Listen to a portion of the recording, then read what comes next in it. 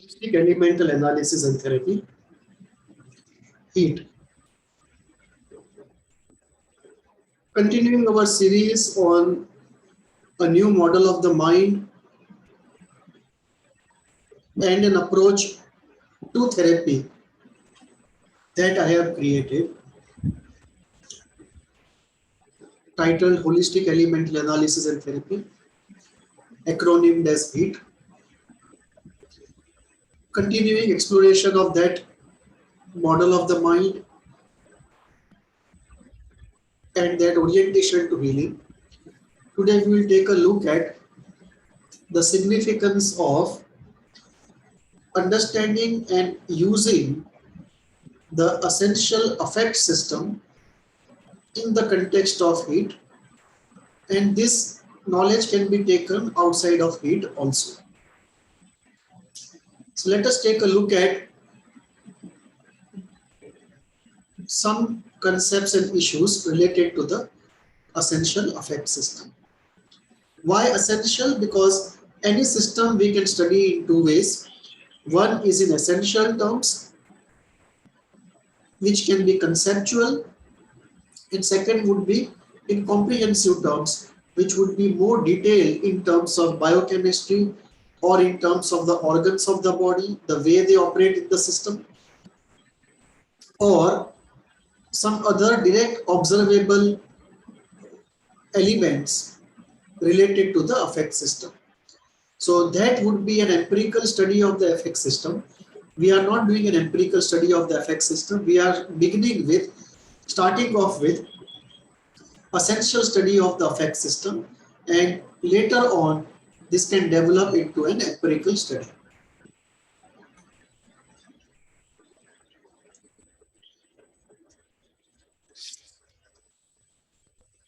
Let us look at essential approaches to healing. The word essential I am using in the context of essential versus comprehensive. One video I have recorded before is on detailing of this word essential and comprehensive. What is essential knowledge and what is comprehensive knowledge? Those who are interested deeper can look at that video, and in that context I am using the word essential.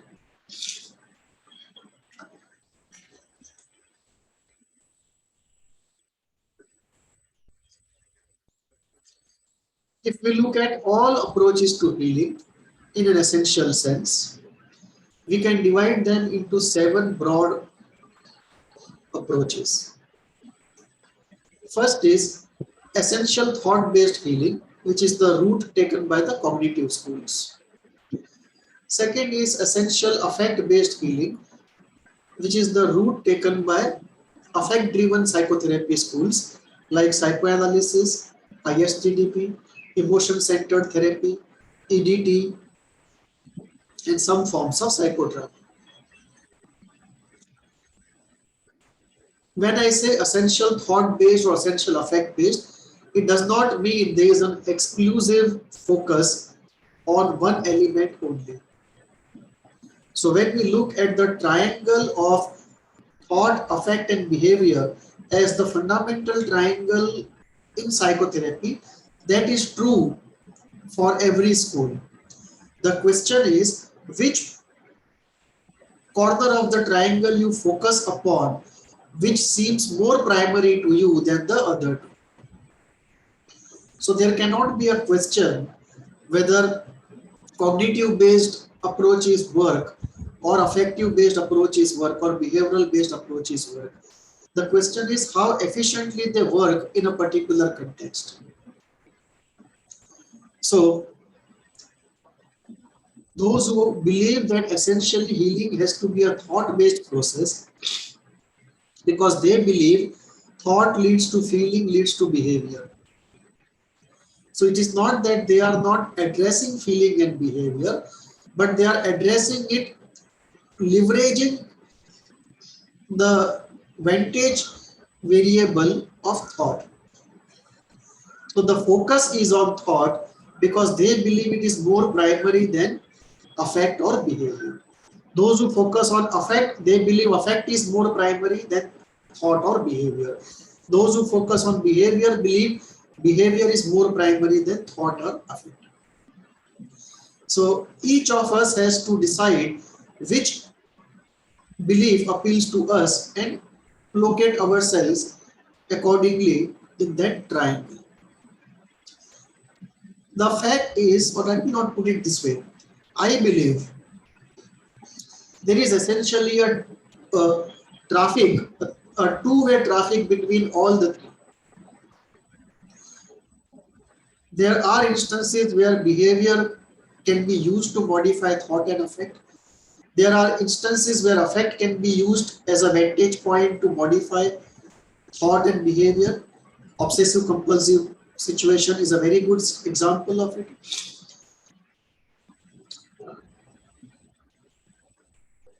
Let us say you take OSHO spectrum, there will be some group which will respond better to a thought focused treatment, some group which will respond better to a affect focused treatment, and some group which will respond better to a behavior focused treatment. Based on our experience, what we believe will address a larger group and the given individual in front of us, we have to choose our training and we have to go accordingly. So one approach is essentially thought-based, which believes thought leads to thought leads to feeling leads to behavior. There is another group which is affect-based, and that believes affect will lead to thought or behavior. And there is a behavior-based group which believes behavior will lead to thought and affect. And therefore, in order to bring about a change and heal pathology, the behavior-based school believes behavior is what should be leveraged first. And then there are schools which are not central in healing, but they have their own flavor of how to go about in the healing and what affects healing or what brings about healing. One is schools which are purpose-based. Logotherapy is a very good example of a purpose-based healing school. There are many workshops which also focus on a purpose-based healing of certain pathological situations. In a broader sense, the Jungian approach also is a purpose-based approach because it's essentially based on individuation. Then we have an existential school which is based upon a profound reflection on life, understanding life, living it out, and then creating an idea of a good life. And in that process, self-acceptance also becomes a very important area. Creation of a safe space in therapy and an unconditional self-regard or self-respect for the person is an important element. And in that safe space and in that profound reflection, the person works out difficulties inside of him, and many of the problems get healed, and some get so deeply known, so deeply understood that even though they are not healed completely, the suffering is reduced. And we enter into a situation that Lacan calls a symptom, where the symptom is so profoundly understood and part of it is healed. So what remains and continues to be unhealed does not cause much suffering. So the symptom is separated from the suffering, and what remains is the symptom one learns to live with.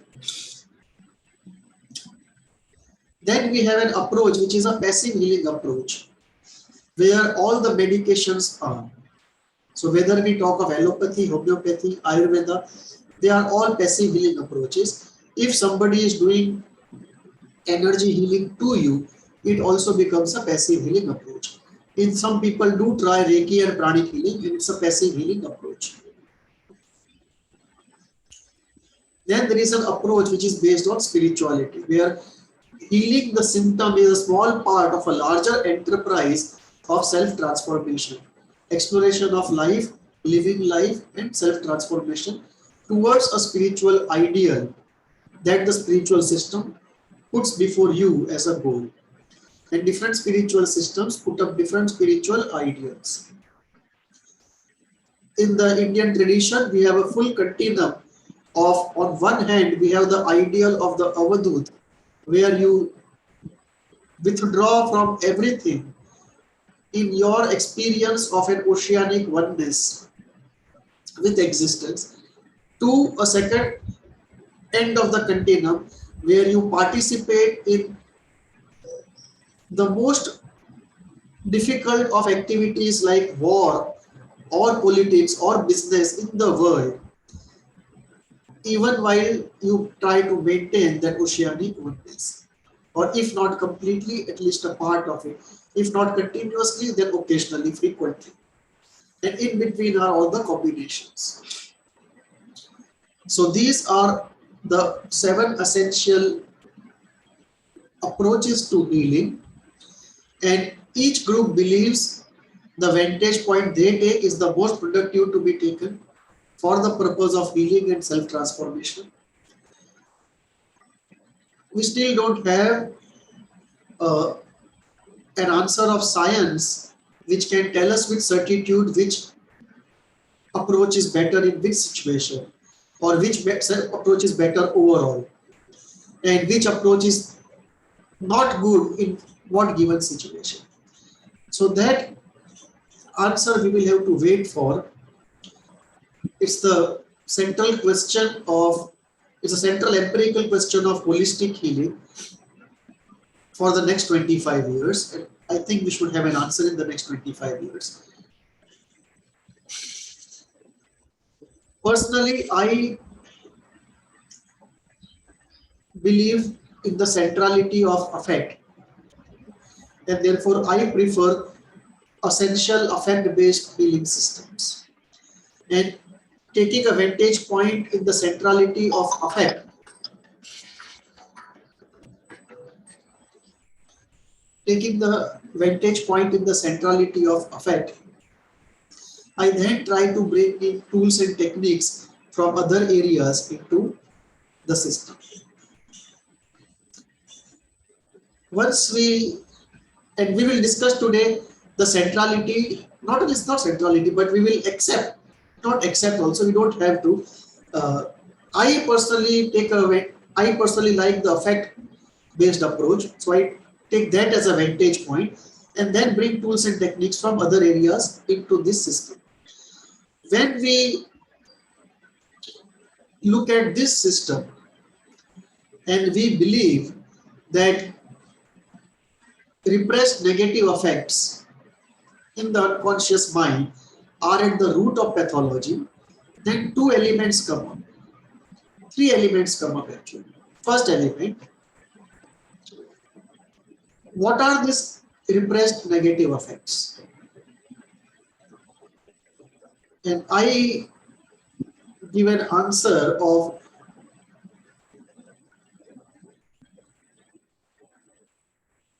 essentially 7 elements we have to deal with. Some people give an answer of 3 elements. So when we ask the first question, what in the affect-based approach, when we ask the first question, what are the negative effects in the unconscious mind which are repressed, which are causing pathology? The answer to that is, some people say, first answer is, there are 3 fundamental negative effects: anger, pain, and guilt. The second answer is, there are not 3, but 5 negative elements: anger, fear, anger, pain and guilt, envy and shame. Some people call envy and shame as affects. Some people say these are elementals of some different types, but they are not affects. But whatever we say, they are central entities to be dealt with, whether we call them affects or whether we call them causes of affects, but they are central elements to be dealt with, even when we are dealing with an affect-based system. So one group says anger, guilt and pain. Second group says anger, guilt and pain affect shame and envy. And one more group that would say anger, fear, pain, guilt, shame, envy, inferiority. So This would be the third group. The fourth group would add agitation, irritation, frustration, and inertia. So it would make 11. So whether we stop at famous 3, famous 5, famous 7, or famous 11, in any case, we won't go above famous 15. So these are the negative effects we are dealing with. And obviously, if we look at the destructiveness, the relative destructive potential of these negative effects, anger is anger is the most destructive of all these negative effects, both in terms of destruction to the other and even more importantly in self-destruction. So these are the effects we are dealing with.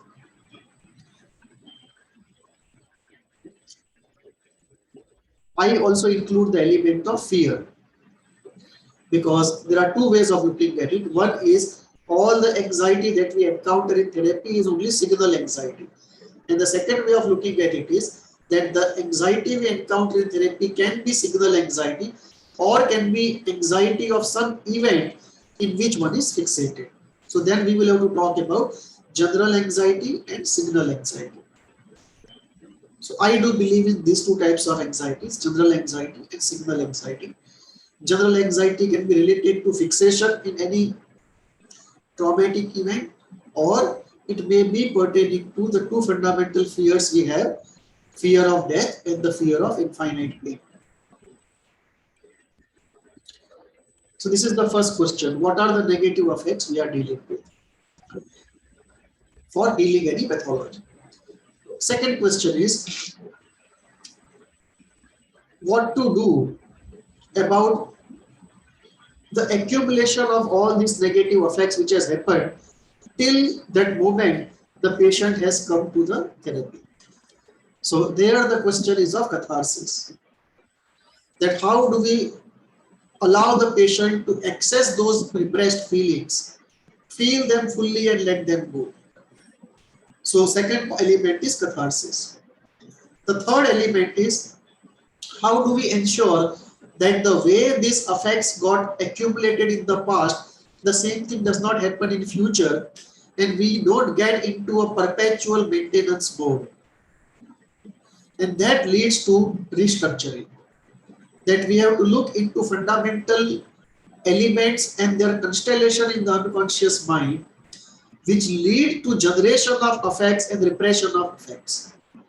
And we have to restructure those fundamental elements in the constellation in a way that new effect generation does not happen, and the catharsis that we do, the effect of that is long lasting, hopefully perpetual. So there are two goals in effect-based therapies. One, catharsis of accumulated negative effect, and two, restructuring of the unconscious mind so that a same or similar kind of negative effect does not accumulate in future. So these are the three core questions related to any effect-based approach to healing. If we take this vantage point and then we go into four fundamental issues. One, how affect is generated in the first place. Two, what happens to the generated affect? And of course, I'm talking about negative effects. Positive effects don't cause problems, but how positive effects can help us counterbalance, heal, or dominate negative effects and advance the cause of health, that remains a separate question. We will discuss some other time. But today we'll focus only on the negative effects in the unconscious mind. So there are four elements here. First, how affect is generated. Two, how negative effect is generated. Two, what happens once the negative effect is generated? What operations take place in the unconscious mind? And three, when does a negative effect which cannot be handled by any defense turn into a symptom. So this takes us into the area of the affect processing system, which deals with generation, regulation, and development of a symptom. So let's go into details.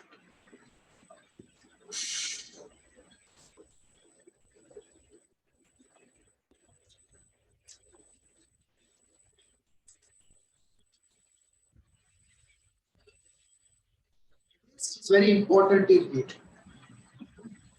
Essential affect system. What is the essential affect system which is at work in our system? So there are 4 stages here involved in the essential affect system. First, he believes in the elemental primacy of desire, that at the root of everything is desire. And therefore, if desire is not activated, no further psychological operation would take place. So the psychological operation in which affect is generated also needs a desire, a prior activation of desire. So we are dealing here with 4 broad phases of a phenomena. Phase 1, desire activation, that some desire has to be activated. This will lead to affect generation. This will of course also lead to thinking. This might lead to behavior also, but definitely what we are interested in is a desire leading to affect generation. A desire activated can lead to behavior also, thought also, affect also. We are focusing only on the affect part of it. So a desire activation leads to affect generation. And this affect generation, then generated affect has to be managed in some way. So it leads to affect regulation. If affect regulation succeeds, we don't have any problem. But if affect regulation does not succeed and some negative affect overflows, cannot be regulated by the system, then it leads to symptom formation. So from this, we go to this. From desire activation, we go to affect generation. From affect generation to affect regulation to symptom formation. Phase 1, phase 2, phase 3, phase 4. These are 4 phases of the essential affect system. Now, each phase works according to certain variables and forces. So these are listed out in the table. For example, desire activation, how does it happen? First element can be stimulus strength. You put before me a desert which looks very attractive, very colorful, and promises great taste, and the desire is activated inside of me. The stronger is the stimulus strength, more is the desire activated.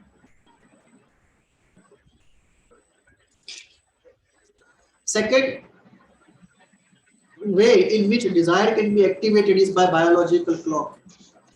If you are used to having a cup of tea at a particular time, the moment the time comes, the desire activates. It's a biological clock at work. There can be a psychological clock. Oh, sorry, I gave a wrong example in the biological clock. The T example is more like a psychological clock. So biological clock would be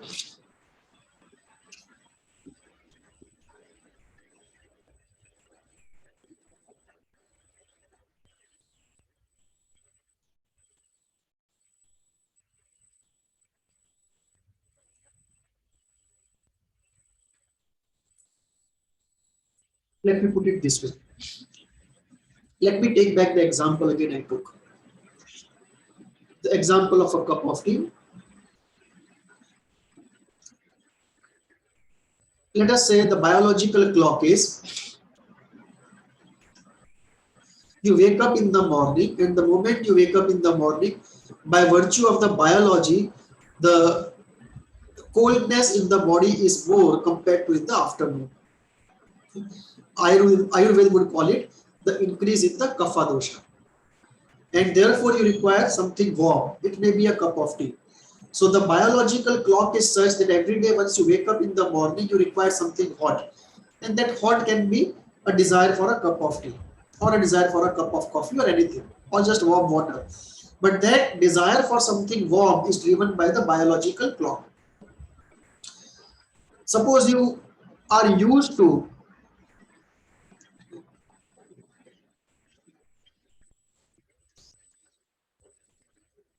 eating fruits at a particular time. Someday, even if you are not hungry, you still have the desire for having fruit at that time. This is because of a psychological clock. Desire can be activated by karma also. Now, this is something which gets us into area of belief. If you are not a believer in the concept, you don't have to account for this variable. But I do believe, so I have put it in the model. Because of past lives, if certain desires are very strong across many of the past lives, those desires keep erupting in the mind. For example, if you have been in war or politics in many of the past lives, in this life, even if you are put on the path of academia or artistic or intellectual domains, you still occasionally, not occasionally, but very frequently get the desire to get into politics or into the army or something of that type. That is because of karma. Something that is carried forward from past lives. Fifth is environment. The environment in which we grow up that activates certain desires. Sixth is deprivation. In early childhood, especially, or even later life, whatever we are deprived of, that creates very intense desires related to deprivation. And then there can be other factors. It can be corporate communication, it can be advertising, it can be change of friend circles, but all of this can lead to different types of desire activation. Now, once the desire is activated,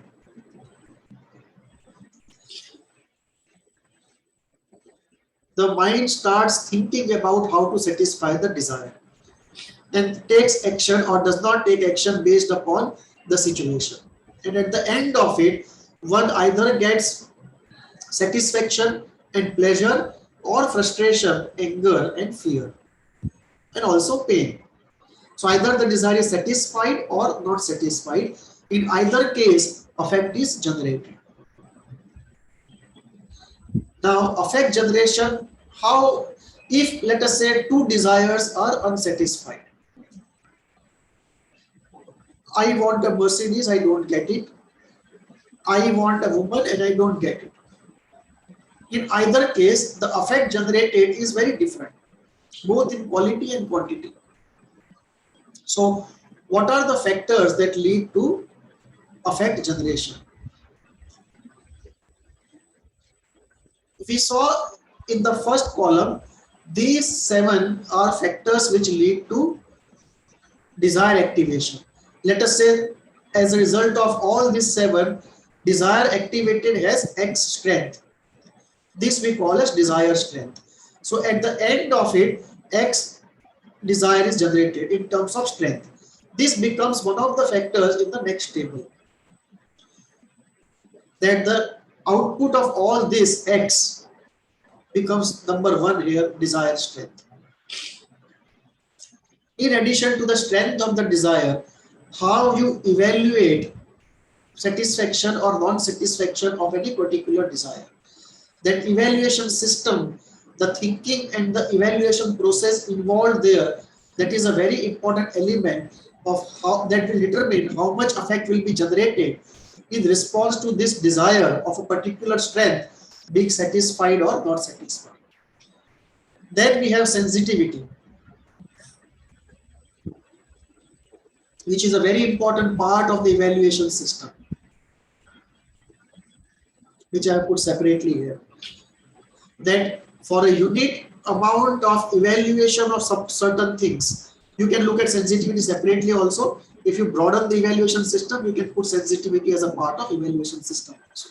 I have put it separately to make it more clear that let us say I evaluate the fact that I want a Mercedes, I cannot have it.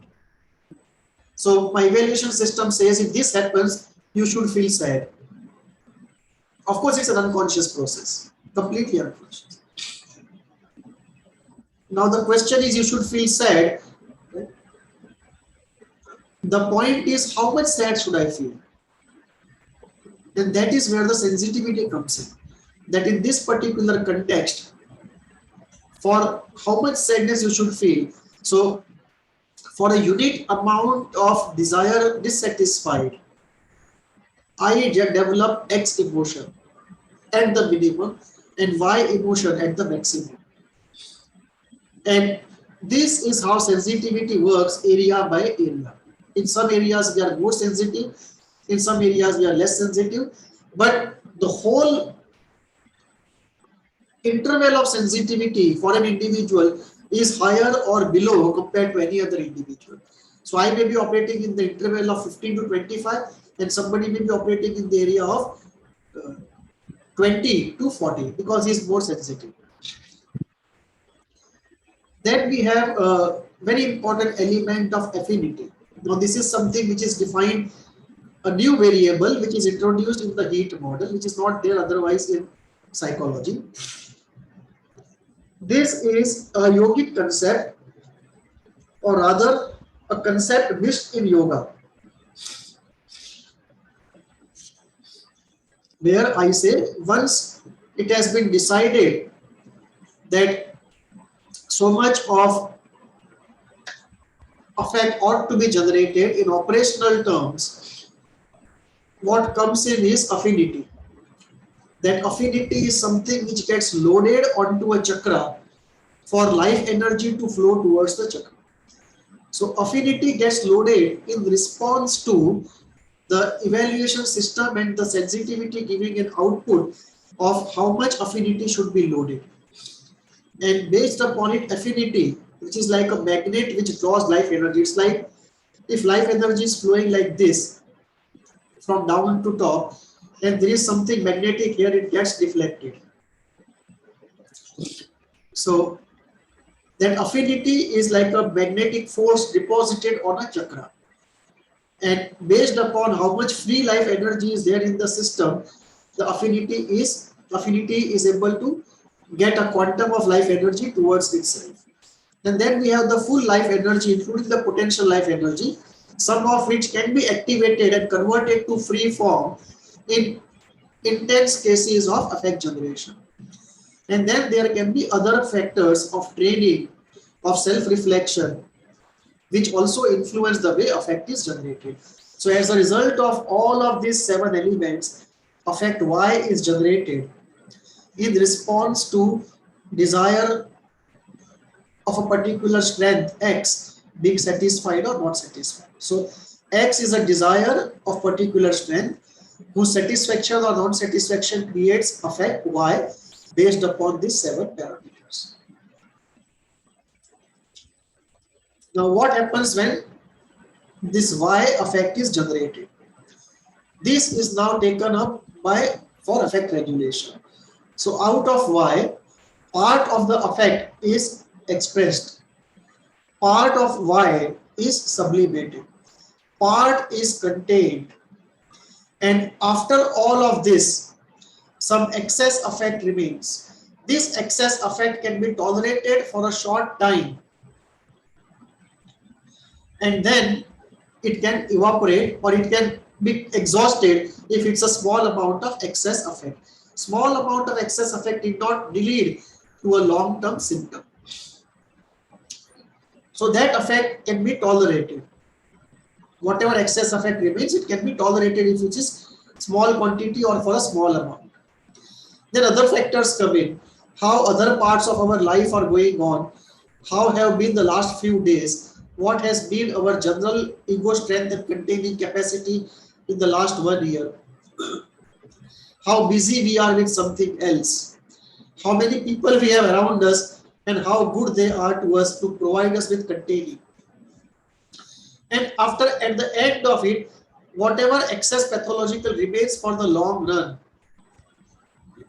that is what is going to create symptoms. So that, let us say, is Z. The excess pathological effect that remains and cannot be processed in any way and cannot be exhausted in a short period of time. So this Z, this excess pathological effect enduring, this leads to symptom formation. And the symptoms can be of two types: psychological symptoms of anxiety, depression, bipolar, or anything of that type, or psychosomatic sicknesses. In many cases, we talk about psychosomatic asthma, psychosomatic diabetes, psychosomatic blood pressure, psychosomatic pains, all the conversion disorders, in some of the psychosomatic sicknesses. So it can be, so Z can lead, the excess pathological effect can lead to a psychological symptom or psychosomatic sickness or both of them.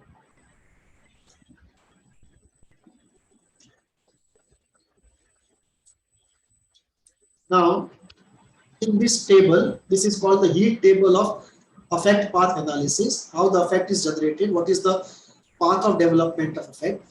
In front of every column, you will see this level, one blank column, where you have to write down level if a person comes to you. So when a person comes to you and gives his case history, and you start asking questions to fill up this table, some of them you can fill up immediately, some you may need to do some therapy sessions and only after that you can fill it up. But when you are able to, you can write down the level for any particular incident which is traumatic. You can write down the level. That's, is it very high to very low, 1, 2, 3, 4, 5. Just write down 1 or 2 or 3 or 5 or whatever the level, the intensity of each variable. And once you have this table and the intensity of each variable, it gives you a very good idea of how negative affect has developed and gone into symptom creation in the person. This is the heat table of affect path analysis, and it's a very revealing table because not only you get to know the elements, first you get to know the 4 parts of the affect generation and the symptom creation process. Then you come to know the sub variables of each part of the process. So you know in details, in more elemental terms, the whole affect generation process and the symptom formation process. And then we know the intensity of each variable in each column. So when we have to do healing, we know what to focus upon, and to heal a particular variable which we believe is central, either to the whole table or to a particular column. Whatever variable we focus upon, we can choose techniques and tools from any psychotherapy method we know of, or we can create our own techniques and tools to address the most critical variables, the most intense variables, the most multiplier effect giving variables in the table. And we can use this table in the context of any approach in healing, be it ISTDP, classical psychoanalysis, EDT, or emotion-centered therapy, or psychodrama, or AUM meditation. So this is a very important part of the HEAT school and the HEAT model, the essential affect system, the parts of affect system, from desire activation to affect generation to regulation to symptom formation, variables of each part and the criticality of each variable. Therefore, a clear focus on the most critical variables for deeper, lasting and quick healing, and hopefully a pleasant process of healing. So this affect system and this table is very important element of the HEAT system.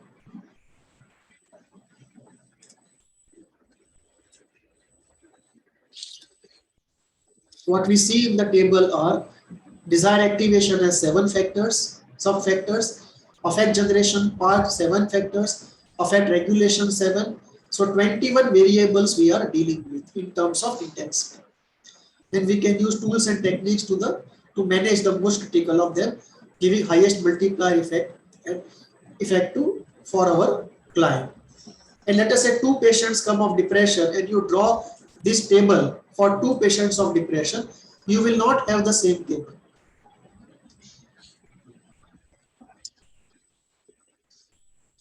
That will give us in essential terms how the 2 patients are different. In specific terms, for example, if we look at here and we say excess pathological affect is at level 4 in one and level 2 in the other. So obviously we are talking about minor and major depression. But which is the excess pathological effect? Is it pain? Is it sadness? Is it anger? Is it hopelessness? Is it guilt? That is not captured here. That will be captured in the case history.